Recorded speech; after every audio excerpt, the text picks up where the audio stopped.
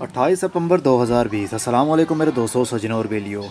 आज हम ब्रोकली के बीज लगाने वाले हैं। ब्रोकली एक सब्ज़ी है, एज आ सैलड भी इसको खाया जाता है और सर्दी शुरू होने से पहले इसके बीज लगा लिए जाते हैं। जो सर्दी के दिनों की वेजिटेबल्स आपको देखने में मिलती हैं, खाने में मिलती हैं, उसके बीज सर्दी शुरू होने से पहले लगाते हैं ताकि जब तक सर्दी का एंड होना है उससे पहले हमें चीज़ें भी वो खाने में मिल जाएँ। तो ब्रोकली के बीज लगाएंगे हम गमलों के अंदर, जबकि इनको थोड़ी सी वाइड स्पेस चाहिए होती है, गहराई कम चाहिए और ऊपर से जो एरिया है मिट्टी का वो वाइड एरिया चाहिए इनको। लेकिन मेरे पास इतनी जगह नहीं है जिसकी वजह से मैं गमलों के अंदर ये कर रहा हूँ। और ये गमले तकरीबन 10 इंच बाय 10 इंच के ग्रो बैग्स हैं। इनके अंदर मैं बीज लगाने वाला हूँ। अगर आपके पास मिट्टी के गमले हैं तो 12 इंच का मिट्टी का गमला यूज़ कीजिएगा। 3 हिस्से मिट्टी, 1 हिस्सा गाय का गोबर, अच्छे से उसको मिक्सअप कीजिए और गमलों के अंदर भरने के बाद उसको अच्छे से पानी दें। इतना पानी दें कि उसकी मिट्टी फुल गीली हो जाए। और उसके अगले दिन हम मिट्टी की हल्की हल्की सी गोडी करेंगे। पहला पानी सीड की जर्मिनेशन के लिए बहुत ही अच्छा माना जाता है ताकि बार बार पानी ना दें हम, और सीड की जर्मिनेशन में प्रॉब्लम भी हो सकती है अगर बार बार मिट्टी खुश्क होती है और बार बार हम पानी का शावर करें या पाइप से पानी दें। जो भी मोटा मटेरियल आपको दिखे, कोई पत्थर दिखे मिट्टी से, उसको हटा दीजिए।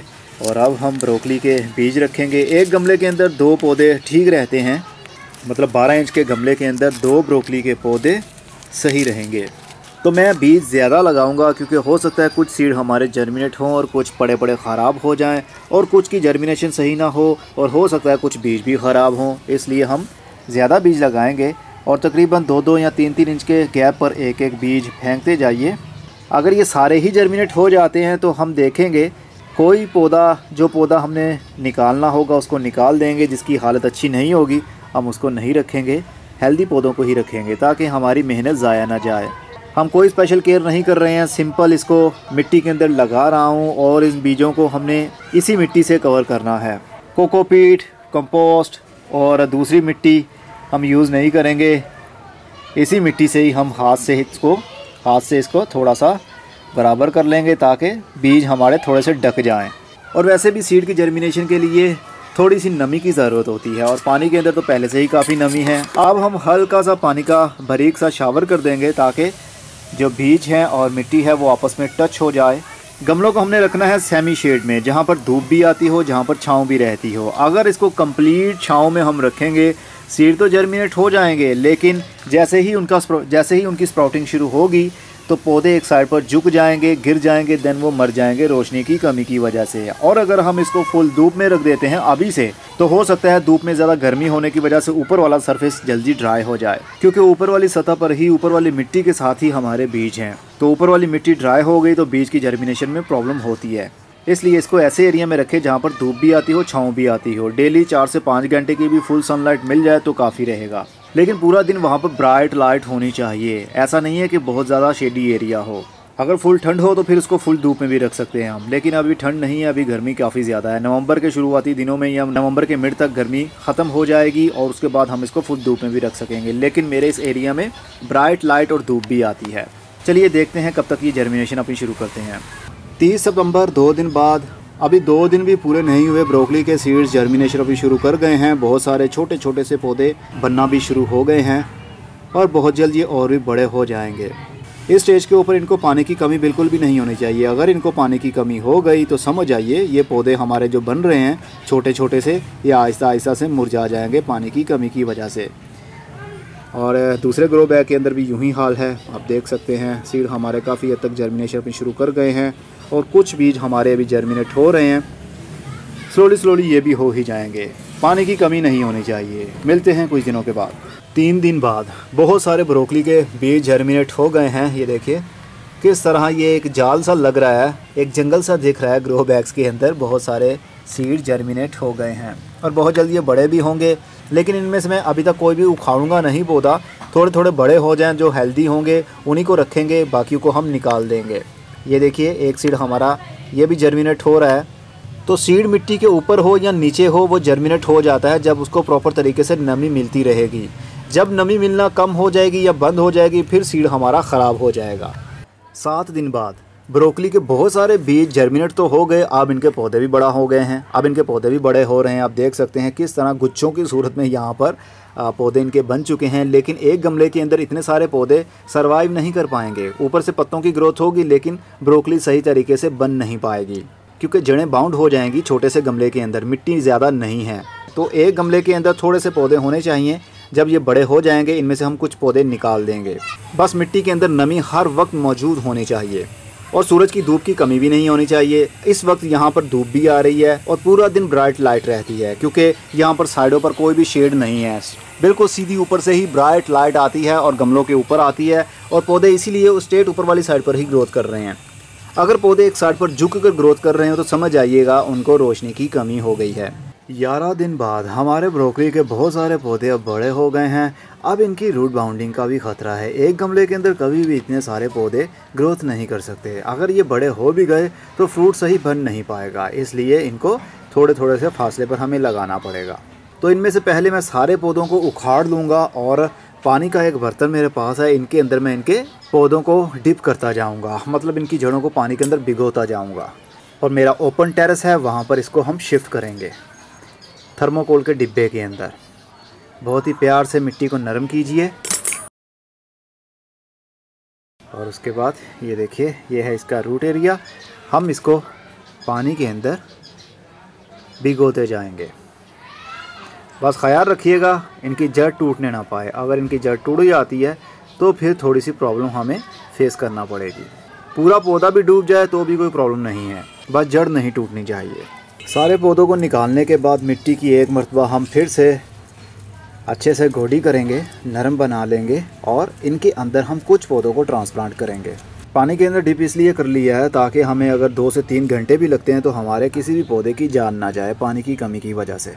अब हम एक एक पौधा लेंगे और उसको शिफ्ट करते जाएंगे तकरीबन 3-3 या 2-2 इंच के फासले पर।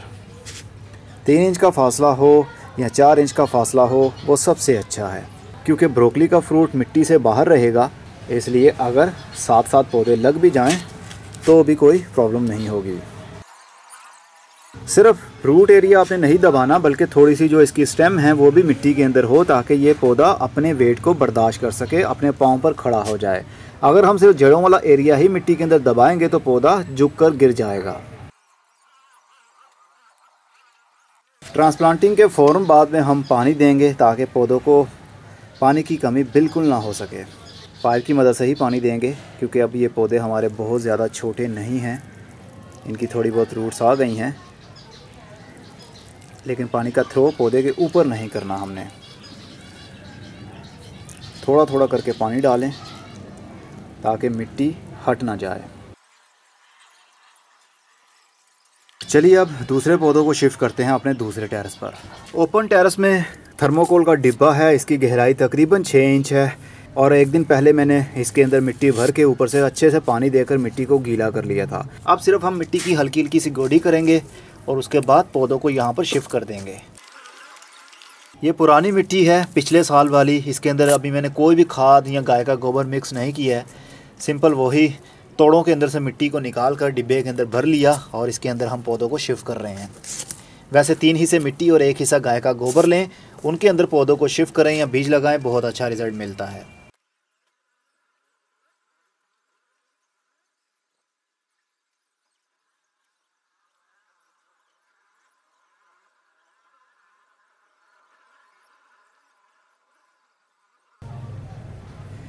आप देख रहे हैं सिर्फ पत्ते ही मिट्टी से बाहर हैं, पूरी टहनी मैंने मिट्टी के नीचे दबा दी है। लेकिन टहनी मिट्टी के अंदर ज़्यादा डालने के बाद में ऊपर से मिट्टी को बहुत ज़्यादा हमने उंगली की मदद से हार्ड नहीं करना। अगर सख्त बना देंगे तो टहनी टूट जाएगी, तो आपका पौधा ज़िंदा नहीं रह पाएगा, वो एक साइड पर गिरकर मर जाएगा।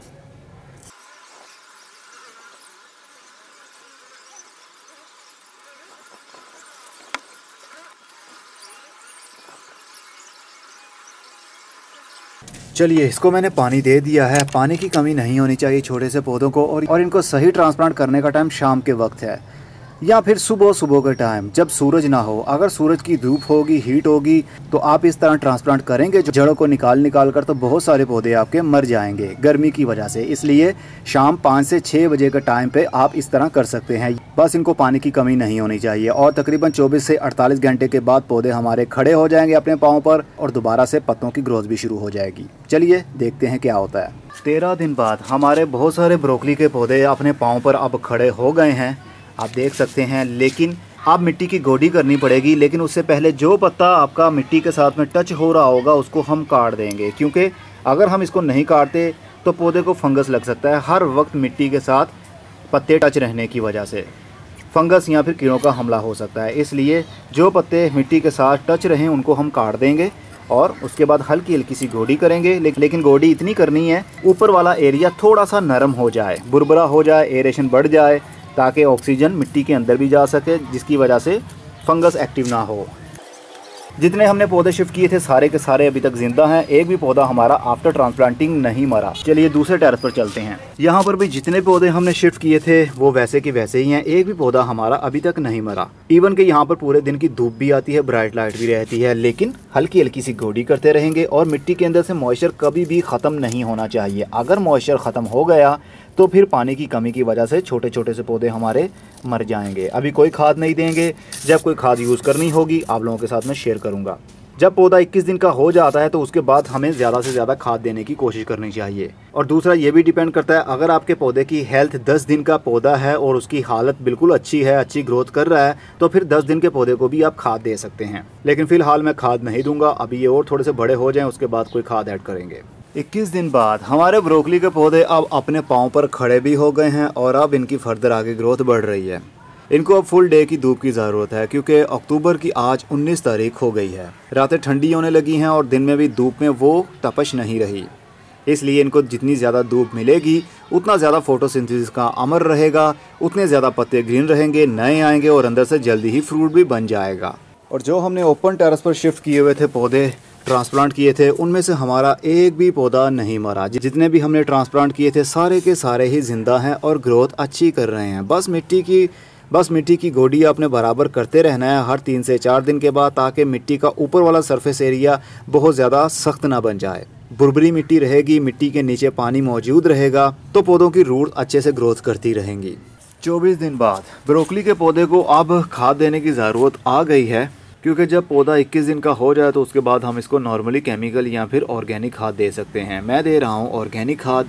5 लीटर पानी के अंदर आधा किलो गाय का गोबर और 1 पाव देसी गुड़ या फिर देसी शक्कर मिक्स करें और इस बर्तन को शेडी एरिया में रख दें 4 दिनों के लिए। और डेली कम से कम 1 मरतबा पानी को हिला लिया करें, ताकि ऑक्सीजन मिलने की वजह से माइक्रो ऑर्गेनिज्म यानी बैक्टीरिया और भी पैदा हो सकें। और 4 दिन के बाद ये 5 लीटर पानी हम 20 लीटर पानी में मिक्स करेंगे और फिर हर गमले के अंदर हर 15 दिन के बाद 1 गिलास हम ये वाला पानी डाल दिया करेंगे। 41 दिन बाद ब्रोकली के पौधों की ग्रोथ अच्छी चल रही है। ग्रो बैग्स के अंदर पानी की बस कमी नहीं होनी चाहिए और ना ही बहुत ज़्यादा हमने इनको पानी देना है। अभी तक इनके अंदर से कोई भी फ्रूट हमारा नज़र नहीं आ रहा, कोई स्टिक नज़र नहीं आ रही जिसके ऊपर ब्रोकली लगनी है। और जो पौधे हमने ओपन टेरेस पर शिफ्ट किए थे, धूप में शिफ्ट किए थे, इनकी ग्रोथ भी यहाँ पर स्टेबल है, अच्छी हो रही है। जितने पौधे हमने शिफ्ट किए थे उनमें से हमारा एक भी पौधा अभी तक नहीं मरा, जो कि बहुत अच्छा इंडिकेट है। जब ब्रोकली बन जाएगी तो हमें और भी देखने पर मज़ा आएगा। 100 दिन बाद ब्रोकली के पौधे को अब फ्रूट बनना शुरू हो गया है। छोटा छोटा सा फ्रूट अब लग रहा है। जनवरी का महीना है, जनवरी की 7 तारीख हो गई है, काफ़ी ज़्यादा ठंड भी है और 2-3 दिनों से बारिशें भी हो रही हैं। तो जितनी ज़्यादा ठंड पड़ेगी उतना ही जल्दी इसको फल भी लगेगा और वो बड़े साइज़ का भी लगेगा। 3 महीने 23 दिन बाद अब हमारी ब्रोकली काफ़ी बड़ी भी हो गई है। कुछ ब्रोकली के पौधे अभी छोटे हैं और उनके अंदर से अभी ब्रोकली बन रही है और कुछ की तो बड़ी भी हो गई है। अगर हम इस स्टेज के ऊपर इसको हार्वेस्ट नहीं करेंगे तो ये फूल खिल जाएंगे। मतलब जो अभी ये डेंसिटी में आपको दिख रहा है, बहुत करीब करीब में ये ब्रोकली लगी हुई है। अगर हम इसको थोड़ा सा और इंतज़ार करवाएंगे तो इनके अंदर गैप आ जाएगा, तो फूल लंबे होना शुरू हो जाएंगे। क्योंकि बेसिकली ये फूल ही होते हैं, ये समझ लीजिए कलियाँ ही हैं। तो इस स्टेज के ऊपर उतार कर हम इसको कंज्यूम कर सकते हैं। कुछ पौधे अभी छोटे और किसी की ब्रोकली अभी छोटी है। तो ये हमारी ब्रोकली बिल्कुल तैयार हो चुकी है।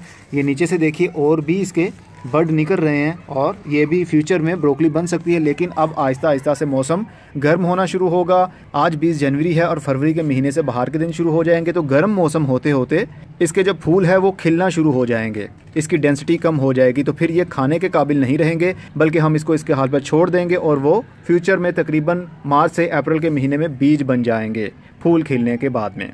चलिए इसको हम तोड़ लेते हैं।